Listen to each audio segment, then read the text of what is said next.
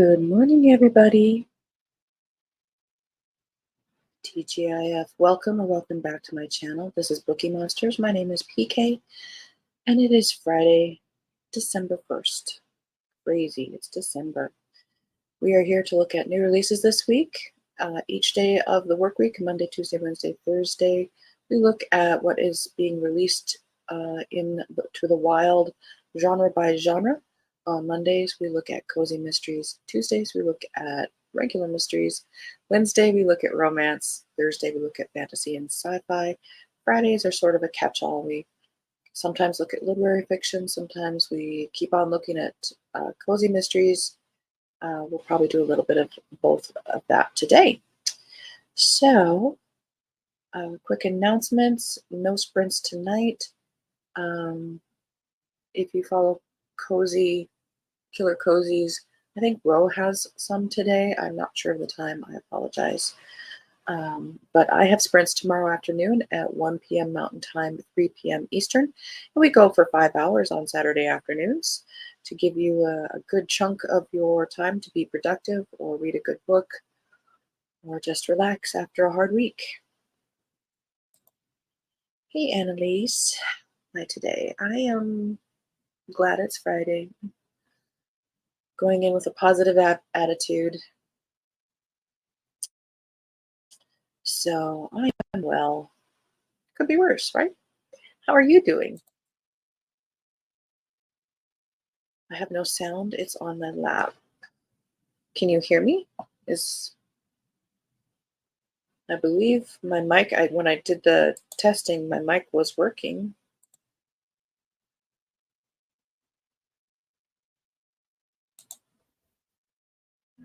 Can you hear that? Is the mic working? Yep. I'm getting the bars that it can hear me. And I'm all connected in. Hopefully it's better. All righty, let's jump in.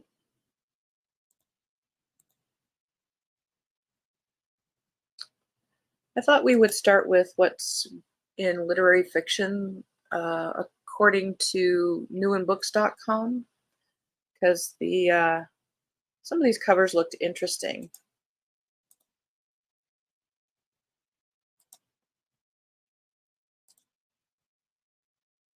The Secret Gift, a story of enhancing the future of humanity. Everyone is born with a special gift. The question is, how will they use it? Dr. Landon Reef, a gifted heart surgeon, retires from his medical practice. As he begins his journey abroad, he encounters a mysterious visitor in Germany who reveals that he was born with a secret gift. The mysterious visitor informs Landon that she is here to help him develop and employ his gift during his stay in Germany. After his stay in Germany, Landon travels to England, where he encounters his next challenge sooner than he planned. He uses his gift in the familiar territory of medicine, but at a level he never dreamed was possible. Landon's next journey takes him to the beautiful country of Ireland, where he strives to use his gift to save a dying 7-year-old girl. His next trip to Scotland will leave him with memories he will never forget. Interesting.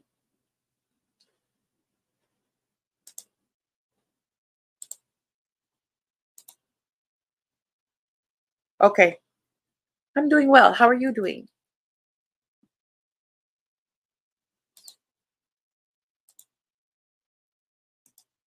I'm glad it's Friday.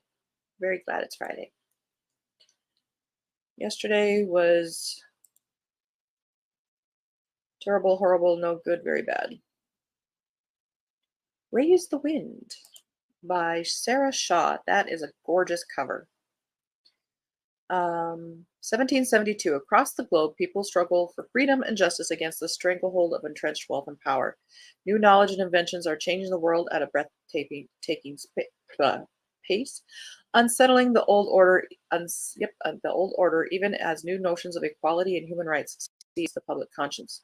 In this world turned upside down, young bride Emily McFarland finds herself far from home and safety, living on disputed land in colonial Georgia while Zeth Sinclair struggles to keep his fledgling merchant trading company afloat. This is a world of secrets, secrets that could end in catastrophe for themselves or those they care for. While Zeth struggles against his desire for his own sex, Emily must uncover the truth about her husband's past while protecting what she herself hides. Okay.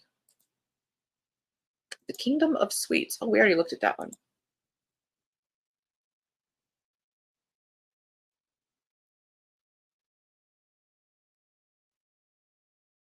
Let's see what this one is.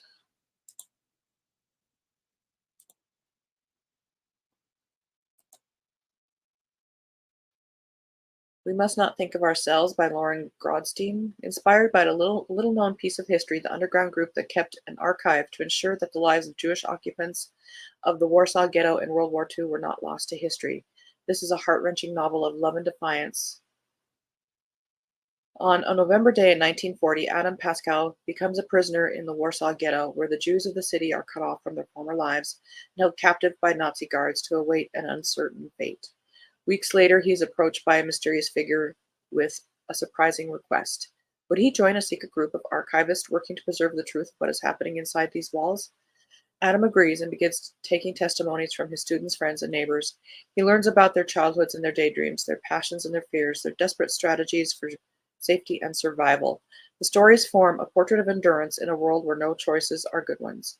One of the people Adam interviews is his flatmate, Sala Wiskoff, who is stoic, determined, and funny, and married with 2 children.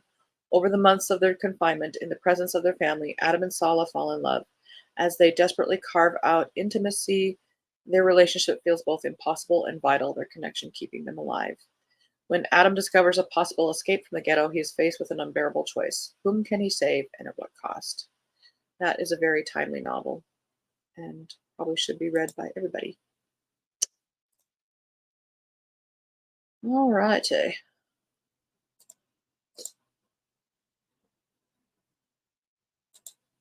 Hi, Lee. Good morning. How are you doing? TGIF. Well, we're going to look at Cozy Mysteries, and I was scrolling down earlier. These are the ones that were released in the last couple days through to yesterday. There's tons of them, tons and tons, in just like 3 days. So we're just going to kind of look at covers, and if you want to note what looks interesting. So we ended here on Monday. So this one is Paranormal Potion, The Ghostly Brew Dilemma, Witches of Moonlight Hollow, number 11. So very Halloweenish. Hers and Poison by L. Ren Burke. Chatty Cat, number 1. The Kringle Jingle Murders. Okay, I like that title. Darcy Sweet, number 36 by K.J. Emmerich. So very seasonal for Christmas. A Recipe for Trouble, the Ozarks Cozy Mystery Series, number 6 by Diane Harmon. Interesting cover. Hexes and Hedgehogs by Christine Pope. This is number 3 in the Familiar Spirits series. Holiday and Homicide, Bookstore, number 5 by Lucinda Race. Lots of cats, but also very Christmassy. Better Late Than Never by Matilda Swift. Slippery Spoon, number 3. Dog on that one, very cute. Grave Double by Renee Todd, 4th in the Hetty Park series. This one doesn't have a cover here, but it says it's Mushroom Capped by Kathy Wiley. It's 2nd in the Food Festival Fatalities. And then released yesterday, Sharp Dressed Witch, 15th in the Holiday Hills Witch series by Carolyn Ritter Aspenson. That's an interesting name. TBR list, absolutely. I know, isn't it just crazy? It's December. It was just like July. I don't know what happened.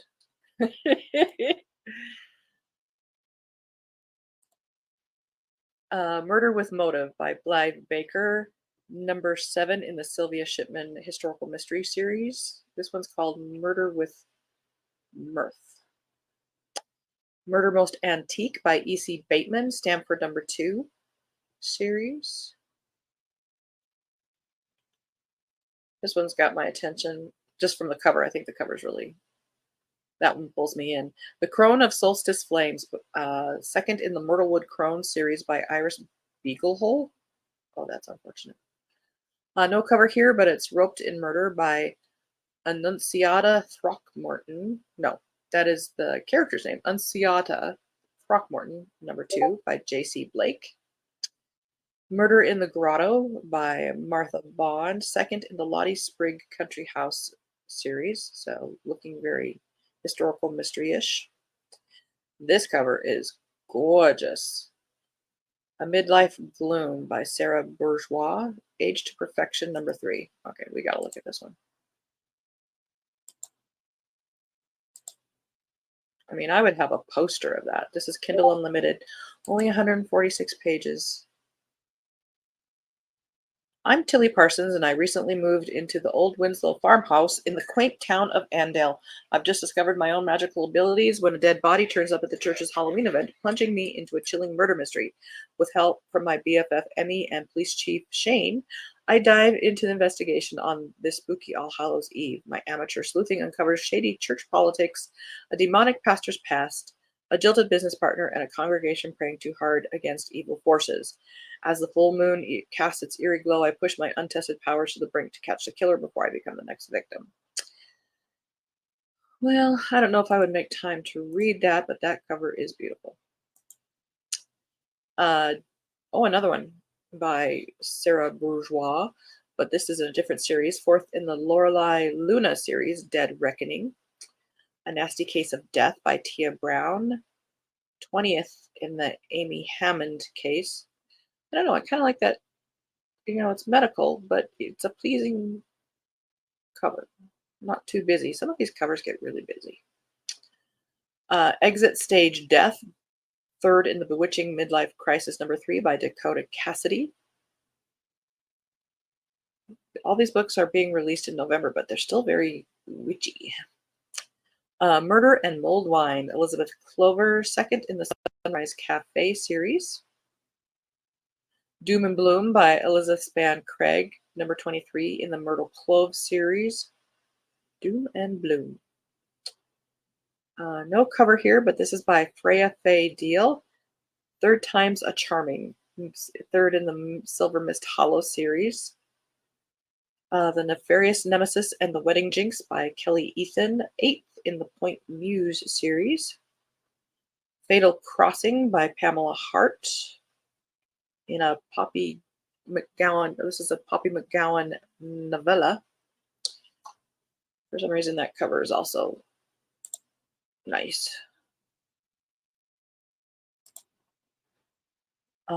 Death on the Towpath by Liz Hedgecock. Oh, I think we looked at that one. We did look at that one. And Parla Harmon, Booker and Fitch, number 4. Andrea Hicks has Murder in Manhattan, Camille Devine, number 7, out. I like that one too. It's sort of Art Deco-y up here. Murder on the Coast by Rosie Hunt, 5th in the Lady Felicity Quick series. Murder at Christmas in Honeysuckle Grove, 9th in the Mallory Beck series by Denise Jaden. Hey Diddle Diddle, The Runaway Riddle, One Man and His Dog, number 1 by P.C. James. That is a long title. Elves, Evergreens, and Evidence by Tanya Kappas. Here's her, 34th book in the Camper and Criminals. She cranks those out. My mom's reading those. The Banjo Player by Aaron Lark Maples, 5th in the Sheridan County series. Six of Paws by Christy Marquez, Provence, number 6. No cover here, but it is by Jack Murray, The New Year's Eve Murders, Kit and Mary Aston, number 3. Mystery Along the Baltic Sea by Aline. Oh, really interesting here. On the cover, it just says A Nation, and here they have the author as Aline Nation. It's fourth in the Rosetta Blessing travel series. Hominy Homicide by Elizabeth Rain. Snips and Snails, number 9. That's a happy dog. Oh, and the pun of the day, Wonderful Christmas by Rosie Reed. 10th in the English Village Witch series, also very seasonal. Bon Voyage by Maya Ross. Beaver Island, number 6. A humorous Beaver Island mystery. But that looks very ominous on the cover. And The Case of the College Conspiracy in Las Vegas. It's 16th in the Tiffany Black Cases, number 16, by A.R. Winters. Then we go to December, because it's December 1st. Lee says, I wouldn't be surprised if there were absolutely 2 campers and criminals on there. How fast she writes. Oh. All righty. So today is oh my gosh, look at all these that they're saying are out today. Again, we're just going to look at covers. The Scarlet Curtain Call by Amy Blubaugh, 2nd in the Mysteries of Writing series. That's got me intrigued.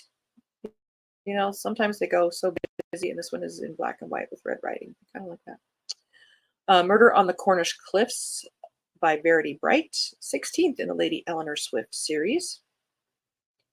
I think that one's been on my radar, but I don't think I've read any. Hometown Murder by Brittany E. I'm going to say it wrong. Brinegar. 13th in the Hollywood Whodunit series. She's happy. She's throwing leaves. The Nanaimo Bar Christmas Mystery by Joanne Carson.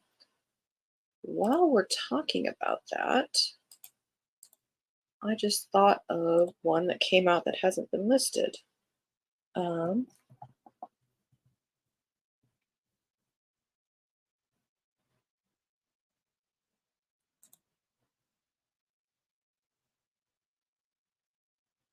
All right, let's take a peek at this one. This is a series by Estelle Ryan. This is 16th in the book. I would definitely recommend starting with the first one. But this is a very interesting character. This is set in Europe. It's Dr. Genevieve Leonard, and she is very heavily on the spectrum, but she's also a savant, or I don't know what word you want to say. She is extremely pattern and a genius, and she is involved in the art world, but also then gets involved in solving national crimes, I would say, of France. This one says, looted artworks, Italian mafia, deep fakes. The weekend in Italy is supposed to be a family event, a celebration, as well as a break for the whole team to enjoy everything Naples has to offer. As it is, Dr. Genevieve Leonard is hard pushed to keep an autistic shutdown at bay while surrounded by boisterous relatives and friends. When armed police interrupt the festivities to arrest a cousin for murder, relaxation becomes the last thing on her mind, and staying in the moment the foremost. The first one, and each title is an artist. And sorry, we're probably getting dizzy here. The first one is the Gauguin. Yeah, the Gauguin Connection. I really, she investigates art insurance claims, but it's a really good series. I highly recommend that. And now that new book just came out yesterday. Back to this one.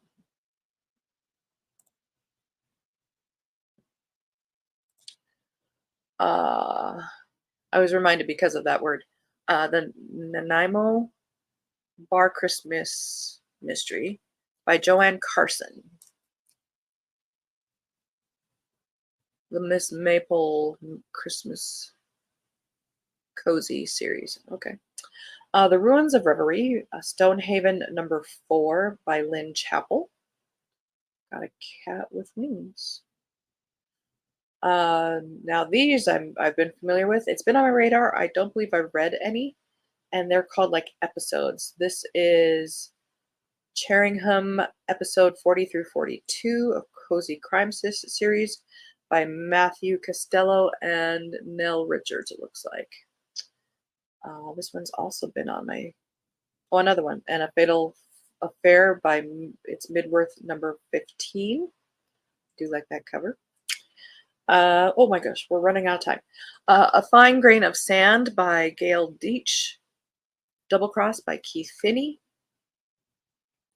Christmas in Cadburn Township by Michelle Levin. Mimi Marin has one called Crafty Corpse. How Not to Murder Your Ex. Was that the one you were reading, Lee? Or you were reading something like that? Katie Marsh. Perps on Parade by Summer Prescott. A Swatch of Murder by, oh, that is the author, Summer Prescott, by A Swatch of Murder. Murder Makes the Grade by Jeannie Pride. The Flamingo Did It by K. Drew Shostak. Bonfire of the Calamities by Kim M. Watt. The Case of the Antique Store Antics by A.R. Winters. Oh, another A.R. Winters. This person must be cranking them out too. And The Murdered Matron by D.S. Lang. And we will stop there. The next ones are coming out on Sunday, so maybe we'll have a chance to look at those next week. All right. The alarm is about to go off here any second. So, oh, okay. They were so similar. How to Destroy Your Husband. So we will call that a day, call it a week. Thank you guys so much for being here. Announcements. Hey, Lee, do you know when I mentioned that Roe has sprints today? Do you know what time they are at? I couldn't remember the time on that. But otherwise, I have sprints tomorrow afternoon at 1 p.m., 3 p.m. Eastern for 5 hours. And then morning show will show up again Monday morning, and we'll look at some more cozy mysteries because that's how we start the week. I believe it's at 12. Okay, so 1 my time, 3 p.m. Eastern time-ish. All right. Thank you very much. I couldn't remember. I knew you mentioned somebody was doing it on Friday. I knew it was Roe. Couldn't remember you on that. Oh, thank you. Gonna need it. We'll get through today. We'll get through today. It was a very, very rough Twilight Zone kind of day yesterday. Have a great weekend and December. Absolutely. Thank you guys so much. And hope you're reading good things. And remember, you don't get good person points if you're reading something you're not liking. It's okay to set it aside. Doesn't mean you're a bad person. Doesn't mean the author is a bad person. Doesn't mean the book is bad. It's just not the right time. So I give you permission. Reading should be a good thing, not a drudgery. And as the banner says here, don't be a bookworm, be a bookie monster. Nom nom nom. Thank you and God bless.